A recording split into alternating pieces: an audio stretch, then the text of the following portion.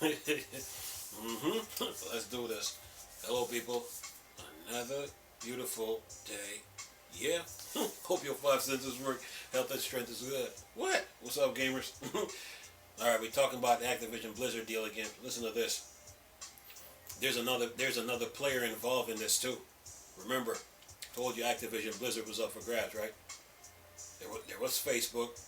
There was Nintendo. There was Sony. There's Take Two. There's Tencent. There's Amazon. There's Google. There's Nvidia. There's Valve. Of course, there's Microsoft, right? But there's another company involved in this too. It's called NetEase. Got three articles here. Listen to this. Let's see. What's the first one here? First one. Says here, Activision boss Bobby Kotick reportedly felt threatened by NetEase CEO. Felt threatened. Says feared Chinese publisher could end Microsoft takeover bid. Every time I see a picture of Bobby Kotick, a picture of him, he reminds me of Norman Osborn from the Tobey Maguire Spider-Man movies. Anyway, says here,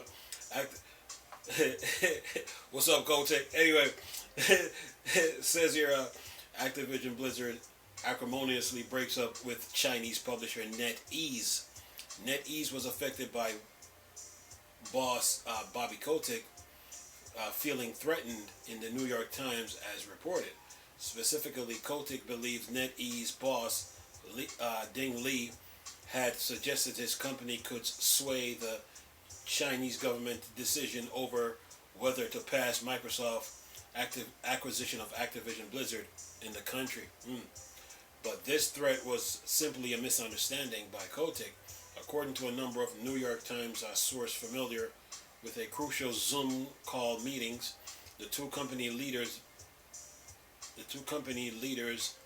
via the use of the translator. Oh, by the way, Zoom is pretty big. That user base is no joke. Anyway, it says Netcast, Newscast. Okay, wrong thing there. It says here, instead, it's reported NetEase Ding had been attempting to point out potential hurdles for the deal passing in China with Activision Blizzard's partnership with NetEase in its then current form. Kotick, however, felt the mention of the topic to be a threat, and something which happens leads to his decision to end the partnership and look for a new Chinese partner. The decision to withdraw Activision Blizzard games from China in the interim has left more than 3 million gamers in limbo without access to hugely popular games such as World of Warcraft and Hearthstone and various Diablo and StarCraft titles. It says it's fair to say the decision left NetEase own staff, many of whom were longtime Blizzard game players themselves, outraged. A senior figure at NetEase blasts the action of an unnamed jerk for causing the deal to fail, while staff members live streamed themselves tearing down a World of Warcraft statue. Remember I told you guys, communication, that's the name of the game in all this. You gotta communicate. Remember? Alright. Now, next article here. Here's the other one now. Sony's turn. So Sony felt threatened, huh? Okay, let's see here. Whoops. Where's the other one here? Bobby Kotick looks like Norman Osborn with that smile, man. Anyway, let's see here. Okay, not that one. Where's the other article here? Oh, here we go. Talking about Sony here. Listen to this. It says here, Activision Blizzard CEO slams Sony for its disappointing behavior over Microsoft merger. I told you Activision Blizzard was prepared to fight. Anyway, listen to this. Microsoft continued in its quest to close its proposed $69 billion acquisition of Activision Blizzard, While some government regulators are starting to see things in Microsoft's favor, that has not stopped Sony from its own attacks against this merger. On Tuesday, Activision Blizzard CEO Bobby Kotick publicly published an email he sent to his employees with a merger update, and in doing so, slammed Sony for its comment about the deal.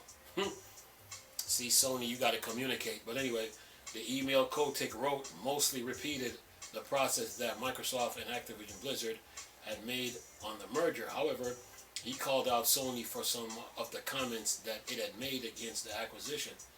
The big one concerned Sony, stating Activision could release a version of its Call of Duty games on PlayStation console where bugs and error emerge only on game final level or after later updates.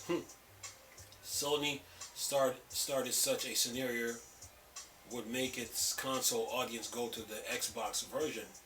In his email, Kotick wrote, we all know our passionate players would be the first to hold Microsoft accountable for keeping its promise of content and quality parity. And all of us who work so hard to deliver the best games in our industry care too deeply about our players to ever launch subpar versions of our game. Then Kotick says he felt that this was obviously disappointing behavior from Sony.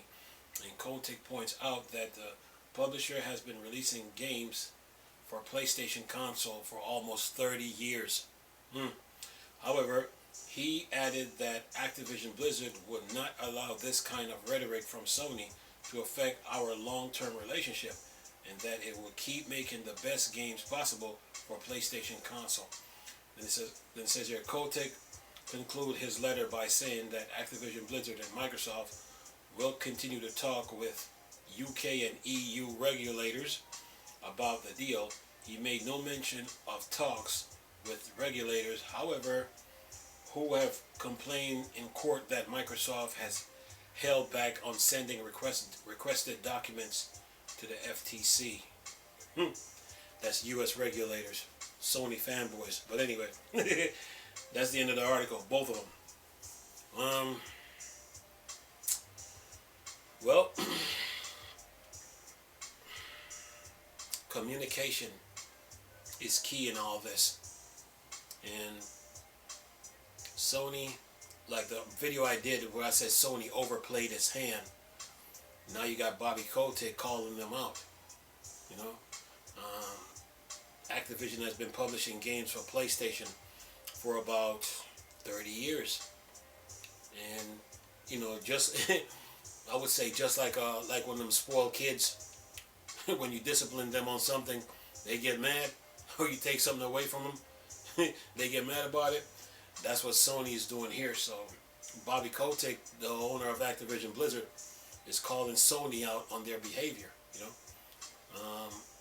Sony, to me, you know, got too caught up in Call of Duty. You know, when they were supposed to be working on their own games and staying consistent with it.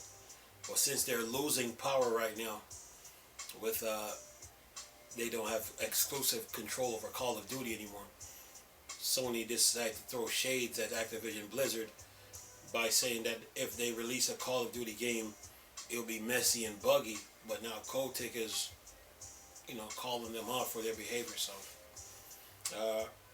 when it's all said and done, this whole situation comes down to communication. And Sony, they need to be a little bit more mature about this situation. You know, I mean, you got governments now getting involved in this. You got the EU and the UK. Microsoft is talking with them, but then you have you got Serbia, you got Chile, you got Brazil, you got Saudi Arabia, you got Japan, and now you got Ukraine. Microsoft was giving out a 10-year contract to Ubisoft, Boosteroid, Nvidia, Nintendo. You know, Tencent supports Microsoft. Take-Two and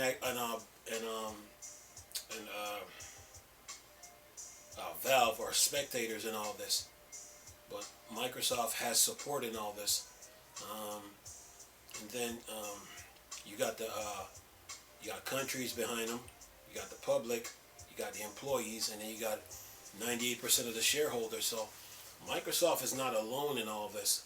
They have support. So Sony right now is acting like one of them spoiled kids, who think they can't be disciplined, So it's like you take something away from them, and then they start throwing a tantrum and a hissy fit. That's what they're doing. And Kotic is just calling them out on it. As far as Kotic feeling threatened, well, I mean, if you're trying to negotiate with somebody and they're not playing fair, and you sense that something, you get a stinging feeling in your heart, it stings you, and you know something about to go down, you do have the right to pull away from that, pull away from the from the deal or whatever transaction is about to occur. So you do have that right, So is it a misunderstanding? Could be, maybe, but Kotic was looking out for the best interest, of Activision Blizzard. If he's been in the business for years, so if he sensed something that something ain't right, he does have the right to act, before something go down, So he does have that right. So you got to give him the benefit of the doubt. So yeah, Kotic is fine. This Activision Blizzard situation really comes down, it was really up for grabs, It was really up for grabs, I mean, now that we know NetEase is a part of it now, Facebook was a part of it, Sony, Nintendo, Take-Two, Tencent, Amazon, Google. Google is only mad that Microsoft beat them to this. That's all they're mad about. Nvidia, Valve. These are some big company with big pockets. So anybody could have gotten Activision Blizzard. Microsoft, sees the opportunity when they can. And the employees is supporting all this. If the employees and the shareholders never got involved, then Microsoft couldn't put up 69, 70 billion. But since you got the shareholders, and you got the employees, and then you got countries now, which are governments behind this. That's a big difference now, So they got support in all this, man. So yeah, Microsoft is in good standing right now. I mean, the U.S. regulators right now trying to pretend like Microsoft wasn't being transparent with them, because basically the U.S. regulators they filed a lawsuit by not having a case. They were relying on past history. That's what they were doing. So they asked Microsoft for paperwork. Microsoft turned it in, but now they're saying, okay, you're not being transparent enough. So basically, you don't have a case. Microsoft give you paperwork. You're telling them that they're not being transparent. So you don't have a case, so you need more paperwork so you can so-called build your case against Microsoft. So, yeah, the U.S. regulators, man, they were relying on past history, but, Microsoft did right here. They don't just have they're not in this battle by themselves. If they were, they would have a tough time. But since you got all these, the support behind you, now you can put up a strong fight, for why you made the deal, So yeah, so they're moving right along on this, like Phil Spencer say, it's not what they can do for us, it's how can we help you, So they saw the opportunity and they went straight for it, and they're not looking back on this, So Activision, their lawyers are involved. Microsoft with their attorneys are involved. It's a lot of lawyers on different sides of the fence that's involved in this whole, But like what did Phil Spencer say? This deal is worth it's worth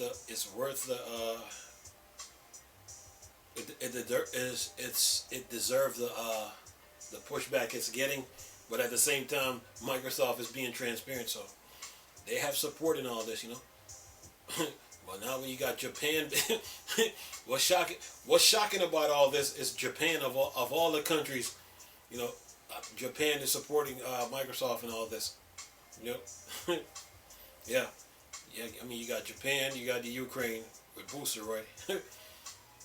But then you got Serbia, you know, Chile, uh, Brazil, and of course Saudi Arabia. So Microsoft, they have support in all this, man. And yeah, you know, Bobby Kotick, you know, Bobby Kotick right now is like being a parent to Sony right now. You know, disciplining them in the words that they use, because why to me, so it makes no sense for Sony to make that statement that they just made when they say you know, talking about if Xbox releases a Call of Duty on PlayStation, it's gonna be messy, it's gonna be buggy. They should have never made that statement, you know. They should have tried to work with Microsoft, you know, instead of trying to work against them. And it's not looking good for Sony right now. They overplayed, based on what Bobby Kotick just said. You know, Sony overplayed their hands. So yeah, the only thing Microsoft, all they can do now is see this deal all the way through right now. They made it this far. They made it this far with the deal, so all they can do now is see it all the way through. You know. I mean, the deal is getting some pushback, but now things are turning around in Microsoft's favor now. So all they got to do now is stay the course and just keep moving. You know. But yeah, but yeah, a lot of countries are getting involved in this, man. This deal is big. A 69, $70 billion deal for Activision Blizzard and all the games that they publish, and we're talking Activision Blizzard here. Yeah, you know, more countries probably join this. You know, more companies probably join this, and then you got studios speaking out against Sony now. So yeah, the flashlight is on them, man. And this case is just boiling right now. It's starting to boil. Yeah, and what today's March right now. Today is March, and there's some more news supposed to be coming out of this. So yeah, this deal is gonna this is big, man. If there's nothing small about this, man. This is big. This is a big case, man. So yeah,